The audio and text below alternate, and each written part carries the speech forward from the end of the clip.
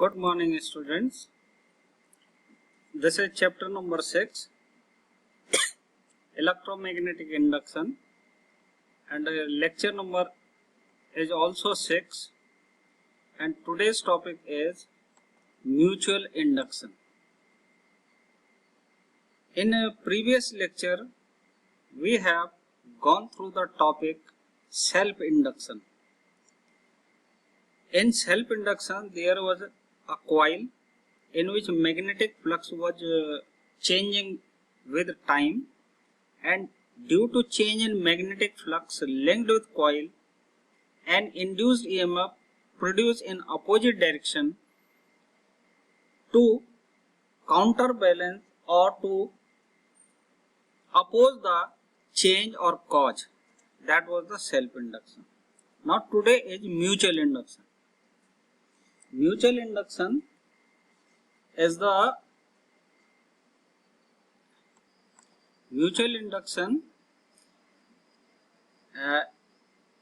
phenomena in which change will occur in a coil and induced EMF will produce in the neighboring coil. Means there should be two coils. For the mutual induction, the necessary condition is that there should be two coils, right? Now see, mutual induction is the phenomena of inducing EMF in secondary coil due to change in current in primary coil, and hence the change in magnetic flux in the secondary coil, right? So there are two coils. One is primary coil, other one is secondary coil. The current is flowing in the primary coil and the induced current or induced EMF producing in the secondary coil. So what will happen? The current is linked with primary coil, which is changing with time, right? So the magnetic flux linked with primary coil also changing with time. That changing magnetic flux also get linked with secondary coil, and hence as per the Faraday law, the induced EMF produced in the neighboring coil. तो दोनों coil जो है वो पास पास रखी हुई है, ठीक है ना। एक कॉइल में, पहली वाली कॉइल में आपने टाइम वेरिंग करंट पास करी तो उससे मैग्नेटिक फ्लक्स चेंज हुआ, क्योंकि मैग्नेटिक फ्लक्स जो है वो मैग्नेटिक फील्ड पे डिपेंड करता है और मैग्नेटिक फील्ड डिपेंड करता है करंट। तो प्राइमरी कॉइल में करंट टाइम के साथ साथ चेंज हो रही है, तो उसका फ्लक्स भी टाइम के साथ साथ चेंज हो रहा है, ठीक है। अब वही change in magnetic flux link हो जा रहा है सेकेंडरी कॉइल के साथ। तो फैराडे लॉ के अकॉर्डिंग जो है वो सेकेंडरी कॉइल में इंड्यूस्ड ईएमएफ प्रोड्यूस हो जाती है। इस फिनोमेना को हम कहते हैं म्यूचुअल इंडक्शन, राइट।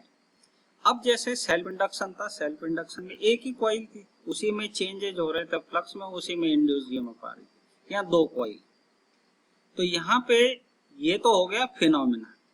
अब इसका अगर मैं मेजरमेंट करना चाहूँ तो कोई ना कोई फिजिकल क्वांटिटी होनी चाहिए, तो that physical quantity is mutual inductance, right. Physical quantity is mutual inductance. तो हम कहेंगे फाई ऑफ 2, यानी फाई ऑफ 2 का मतलब हो गया flux in secondary coil is directly proportional to current in primary coil. तो यहाँ आप देख रहे हैं फाई 2 और यहाँ फाई 1 है, I1 है। जब हम इसको प्रोपोर्शनलिटी कांस्टेंट लाते हैं तो that is called mutual inductance. Mutual inductance किसी एक कॉइल का नहीं होता है, that is for the pair of coils, right. तो अब अगर मैं इसको डिफाइन करना चाहूँ तो मैं I की वैल्यू 1 कर दूंगा, 1 एम्पियर। तो M इक्वल टू हो जाएगा फाई। इसका मतलब जितना फ्लक्स है उतना ही म्यूचुअल इंडक्टेंस है। इस तरीके से हम mutual inductance of pair of coil को डिफाइन करते हैं, ठीक है। इसे कोएफिशिएंट ऑफ म्यूचुअल इंडक्शन भी कहा जाता है, right. The mutual inductance is defined as the magnetic flux linked with secondary coil when unit current flows through the primary coil, ठीक है ना। जब यूनिट करंट प्राइमरी कॉइल में पास हो रही हो तो सेकेंडरी का जो फ्लक्स होता है that is the mutual inductance of pair of coils, right. और इसकी यूनिट भी हेनरी होती है, जैसे सेल्फ इंडक्टेंस की यूनिट हेनरी। अब हम इसको दूसरे तरीके से डिफाइन कर रहे हैं इंड्यूस्ड ईएमएफ के टर्म्स में। इंड्यूस्ड ईएमएफ कहाँ हुआ है? सेकेंडरी कॉइल में, तो that is E2 is equal to minus D phi 2 by D T, ठीक है ना, दैट इज फैराडे लॉ। जब फाई 2 की वैल्यू हम MI1 यहाँ सब्स्टिट्यूट करेंगे तो M इज कांस्टेंट, तो differentiation of I1 will takes place. So if di1 by dt is equal to 1, it means M equal to E2.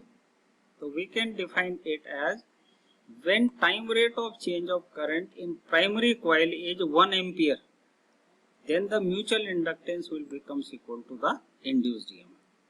ठीक है ना, तो सेकेंड डेफिनेशन इसकी होगी the mutual inductance is defined as the induced EMF in the secondary coil when rate of change of current in primary coil is unity. Time rate of change of current जब primary coil में 1 हो जाएगी तो उसमें secondary coil में जो induced EMF आएगा that will be the mutual inductance of pair of coils, right. इसकी यूनिट यानी म्यूचुअल इंडक्टेंस की यूनिट भी क्या होती है? Henry, self inductance. अब हम 1 हेनरी को यहाँ से भी डिफाइन कर सकते हैं। हम क्या करेंगे, यहाँ वैल्यू रखेंगे 1 1 1 कर देंगे। तो mutual inductance is said to be 1 henry when 1 ampere current in primary coil linked with magnetic flux 1 weber. Magnetic flux की यूनिट होती है weber across the secondary coil. या फिर हम इसको ऐसे भी डिफाइन कर सकते हैं, सेकेंड वाले से इसको 1 कर दो, इसको 1 कर दो, तो M इक्वल टू क्या हो जाएगा 1। तो mutual inductance is said to be 1 henry when unit rate of change of current in primary coil induces EMF of 1 volt in secondary coil, ठीक है ना। Time rate of change of current primary coil की unity हो जाए और secondary coil में 1 volt का induced EMF आ जाए तो उसे कहा जाएगा 1 henry mutual inductance, right. Now we have to calculate the mutual inductance of 2 long solenoids, coaxial solenoids, ठीक है ना। अब देखिए यहाँ पे ये पहला सोलोनॉइड है, जैसे primary solenoid and this is secondary solenoid, दोनों की कोर एक जैसी। इसका मतलब पहली वाले का जितना फ्लक्स होगा यानी जितनी भी लाइन यहाँ से पास होंगी वो सेकेंडरी से भी पास हो जाएंगे, ठीक है ना। तो ये सेकेंडरी है जो ब्राउन कलर की दिख रही है, ब्लू कलर की जो दिख रही है वो प्राइमरी कॉइल, ठीक है। अब करंट पास होगी प्राइमरी में, ठीक है। अच्छा, लेंथ है L और area of cross section E, किसका? दोनों कॉइल का, चाहे वो प्राइमरी सोलोनॉइड हो चाहे सेकेंडरी सोलोनॉइड हो, दोनों का area of cross section A है और लेंथ L, ठीक है। अब इसमें करंट I1 पास होगी, जैसे करंट I1 पास होगी इसमें मैग्नेटिक फ्लक्स डेवलप होगा और वही मैग्नेटिक फ्लक्स सेकेंडरी से भी लिंक हो जाएगा और सेकेंडरी में इंड्यूस्ड ईएमएफ आ जाएगी या इंड्यूस करंट आ जाएगी। देखिए यहाँ तो है कंडक्शन करंट और यहाँ इंडक्शन करंट यानी इंड्यूस्ड करंट, ठीक है।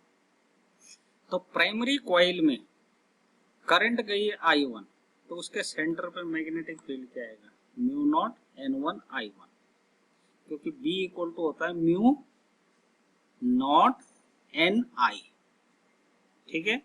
N का मतलब होता है number of turn per unit length, ठीक है। जैसे total number of turn capital N, length L है, तो हम कैपिटल N को स्मॉल l से डिवाइड करेंगे तो स्मॉल n आएगा, right.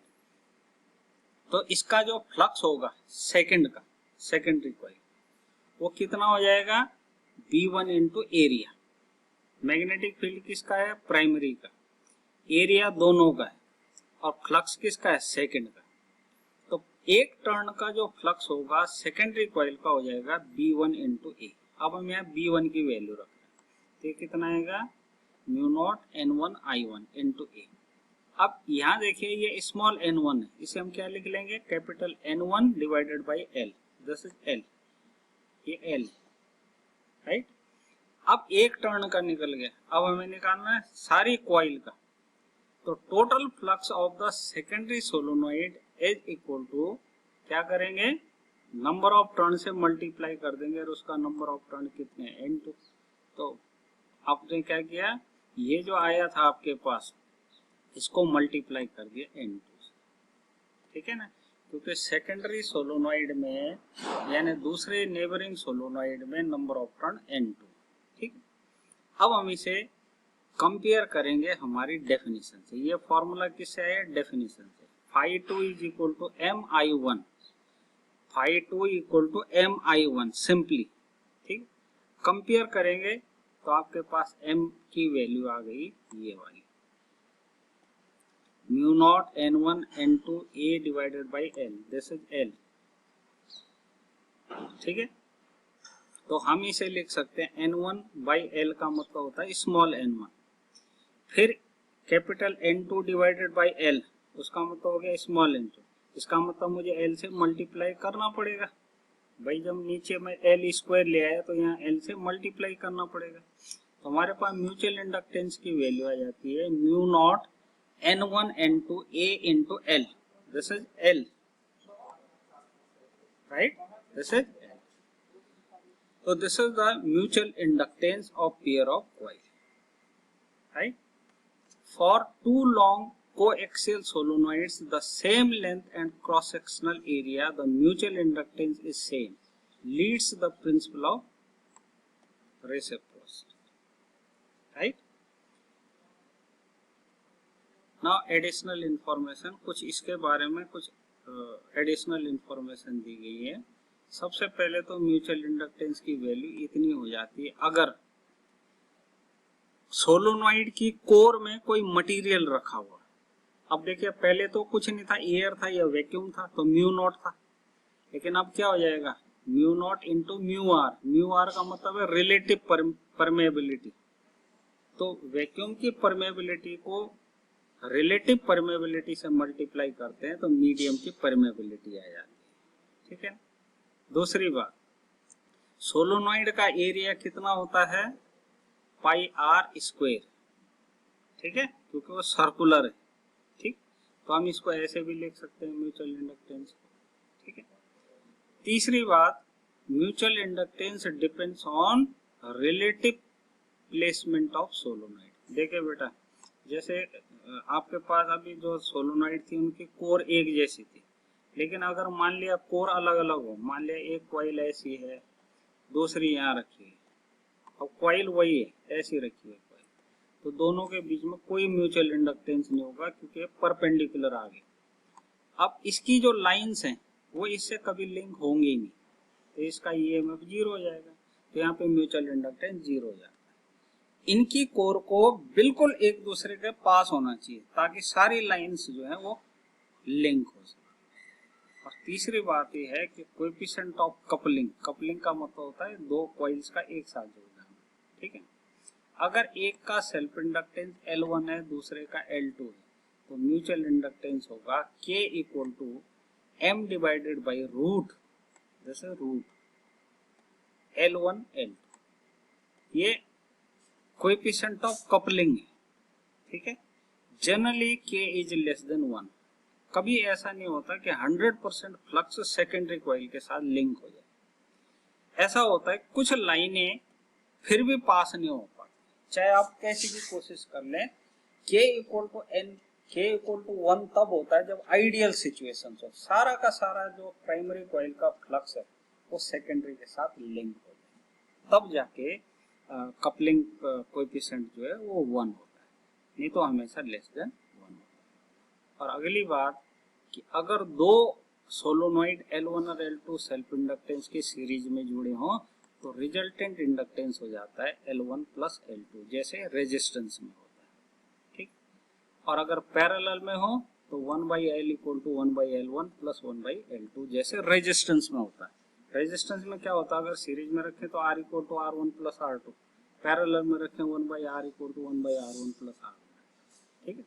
So thank you very much.